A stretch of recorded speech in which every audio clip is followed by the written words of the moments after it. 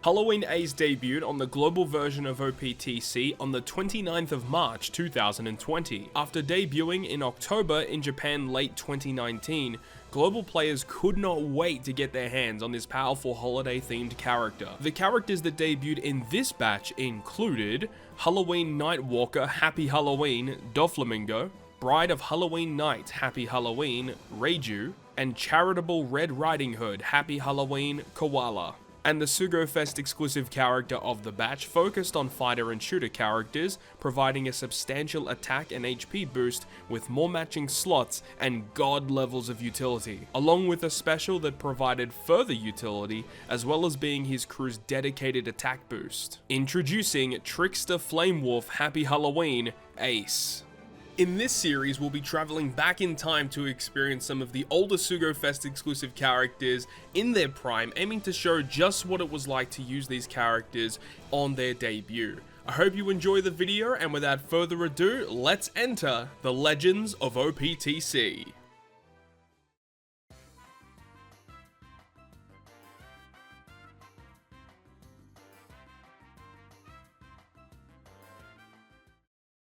So thank you very much for checking out yet another episode of the Legends of OPTC, and in this video, we're covering a really good Sugo-Fest exclusive character. This might actually be one of my favorite Legends that has ever released in the game's history.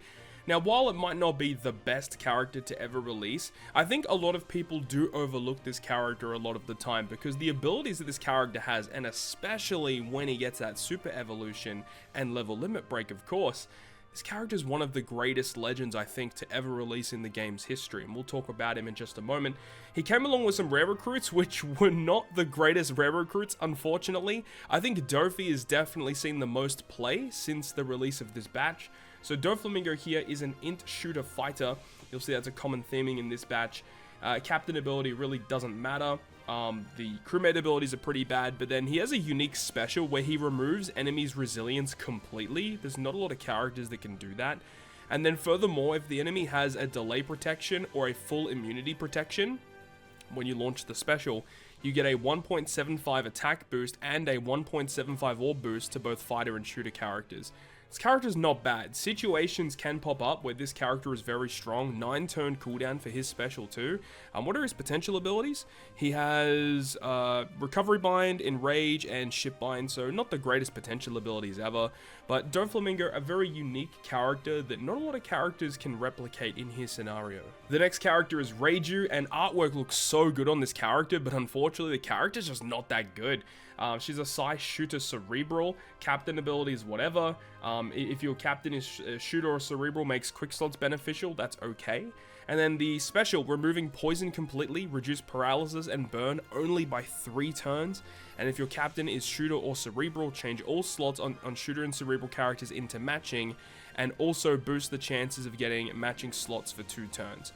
Like, it's just kind of whatever. This character really didn't see a hell of a lot of play at all, because for artwork that looks as sick as this, I would love for this character to see a lot more play, but it's just unfortunate. There's no real uses for a character such as this, and while the orb change is nice, the utility components of her special just weren't really that good, and it's unfortunate because Raju doesn't get access to a lot of good supports either. There's a couple of niche ones for sure, but they're not relatively accessible, unfortunately. And then Koala is the final rare recruit of the batch, and I think she's pretty bad too. Psi Fighter Cerebral, captain ability whatever. If your captain is Fighter or Cerebral, deck slots will be beneficial.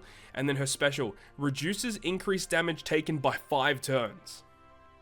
Reduces damage received by 50% for 3 turns, recover 10 times her recovery in HP at the end of the turn for 3 turns. So I remember at the time there was like a weird event that came out where one of the stages gave you increased damage taken and there was like damage immunity and you literally had to stall it out.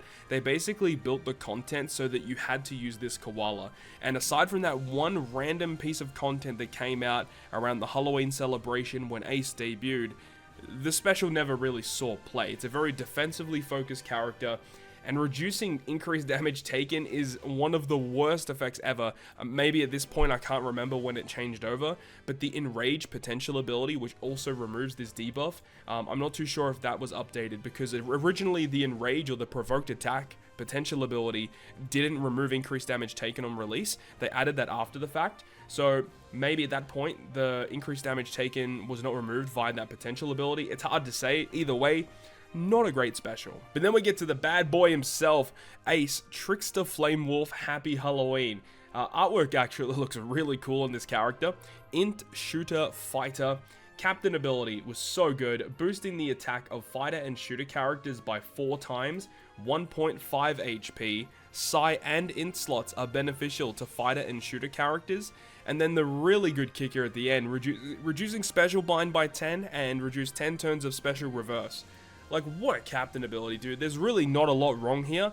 The only real issue with it is that he boosts shooter and fighter, right? Because shooter at this point was one of the worst classes in the game still, and fighters weren't that far behind them either. So while this captain ability at face value is very, very good, it's the fact that the characters that surround Ace were not that powerful.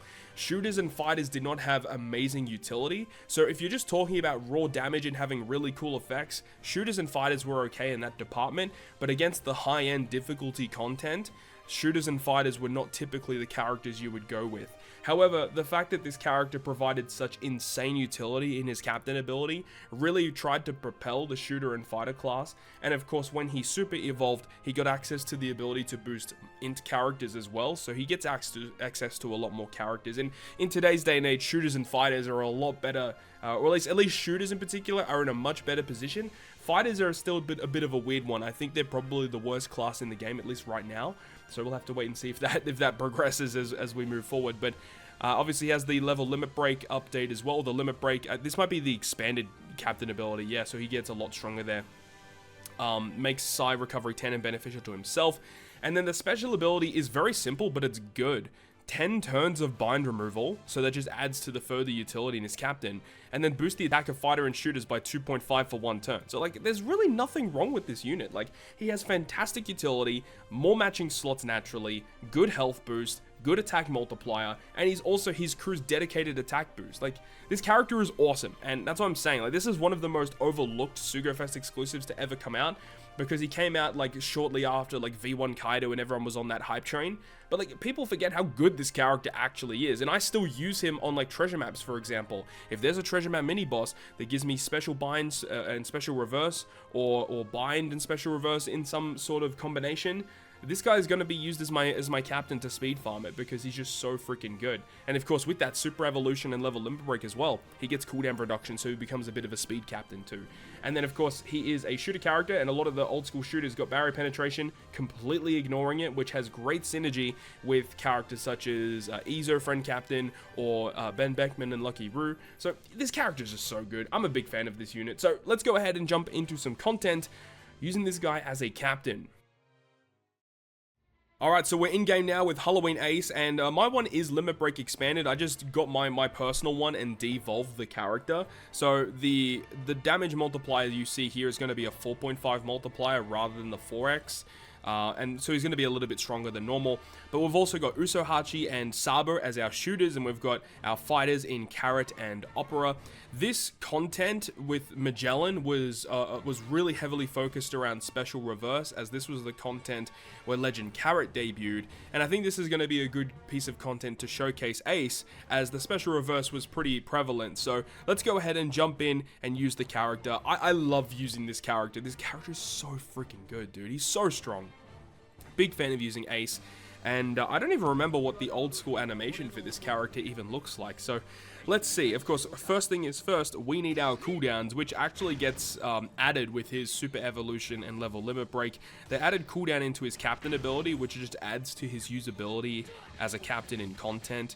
I believe when you completely max him out with Level Limit Break and Super Evolution, I believe he gets -2 cooldown, which is just absurd. Like, this character was already good, and now they made him a speed captain as well. Like, what can this character not do at this point, you know? Like, he's just so freaking strong. But as I said a little earlier on in this video, is that when he came out, shooters and fighters were in a pretty poor position.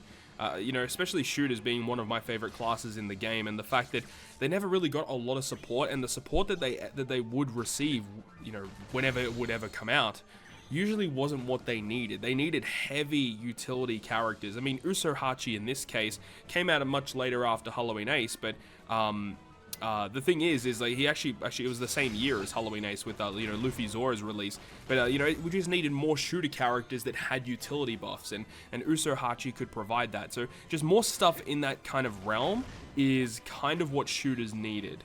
And Halloween Ace just adds to it with his captain ability. You know, the fact that the multipliers, while they were low for quite a while, obviously they start power creeping, giving higher and higher multipliers. Eventually, just people started using Ace again because of the amazing captain ability that this character had. Such good utility, and that's always going to prolong the usability of characters when they have such great utility in their captain. As you can see there, a really cool effect there from Ace being able to resist the special reverse on our crew, which is absolutely awesome. So let's go ahead and do some damage against Blackbeard. We're gonna kill him? I think we will. Oh yeah, he is so dead. Just clap him in the face. Alright. Next, we're going to have Shiryu. I believe this guy also does more special reverse. I think it's when we kill him. What does he do? He has a delay immunity. He's going to do some damage to us. Also reduce our healing, which shouldn't be that big of an issue. So we can actually just go ahead and use an Ace special here. Reducing 10 turns of bind and giving us a 2.5 times attack boost. And he's got the fire pumpkins. I think, does he throw the fire pumpkin? Yeah, there you go. The giant fire pumpkin. Flame of Halloween. And, you know, with a special animation like that, you'd think that he would be a damage-dealing special, but he's not, unfortunately. And another thing about Ace that I never talked about as well, he has one of the best supports in the game, dude. Like, legit, one of the best in the game. Attaching to Sabo and Luffy, removing 3 turns of bind whenever you're inflicted with it. Like, it actually took me quite a while to pull Halloween Ace when he came out. But, man, I was so happy to get him, because that support is cracked. It is so good. Alright, we have the attack boost. Let's go ahead and kill him. Very comfortable. Very, very comfortable. And now Shiryu is going to do some crewmate special reverse. How many turns is it? 4 turns of special reverse. Yeah, not with Halloween Ace at the helm. Not going to be happening. No siree. And then we've got Magellan, who is a bit of an interesting unit. Because I remember when he came out, there was like really weird teams people were building for this. Because he has a damage immunity buff where you can only, where any damage that is quick damage is negated completely. So you have to hit him with neutral damage in order to, you know, kill him. Or alternatively, you have Legend Carrot as one of your captains who just bypasses that completely, which is the best way to get around it, obviously. And the other thing about using Legend Carrot is that she's a fighter, which actually has synergy with Ace. So that's a cool combo that we could have done as well, that we could have explored. But using double Halloween Ace is the goal here, of course. So with this here, we can start launching some specials. So you would have seen at the start, if you were looking, we have a support attached to Usohachi, which is the Dex 20th Anniversary Frankie.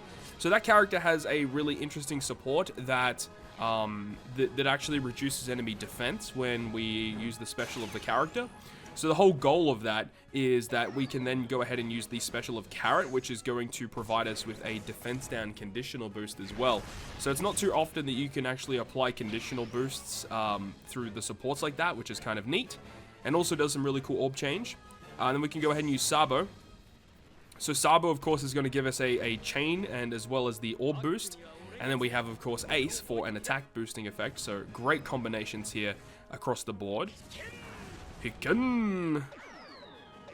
The chain and the orb boost. Ace is going to give us another very strong attack. Dude, we're going to do so much damage against this guy. Even with that type advantage, we're going to be okay. And while we could have gone ahead and used Opera a little bit earlier for a color affinity boost or an orb boost, I think we're fine. And because we have no type advantage, there's literally no reason to use the special of Opera. So let's see how much damage we can do here. Let's get it. Dude, we just clapped this guy. Dude, we absolutely clapped him. Oh my god. Yeah, so when there isn't as much utility going on, or not as many gimmicks, Ace is obviously a lot better to showcase. But using him as a captain to resist that special reverse, the best way to use him. But also, you know, he gets around special bind as well. Special bind and special reverse, a really difficult combo to get around simultaneously, and he does it just in his captain ability, which is so good. So yeah, Halloween Ace, such a fantastic character to use in content, especially as we've already talked about with that super evolution and level limit break. So with that being said, that is going to wrap it up from me today with Halloween Ace for the Legends of OPTC. Looking forward into next week's episode, we're going to be covering Legend Onami, which is a kind of an interesting one to go ahead and showcase.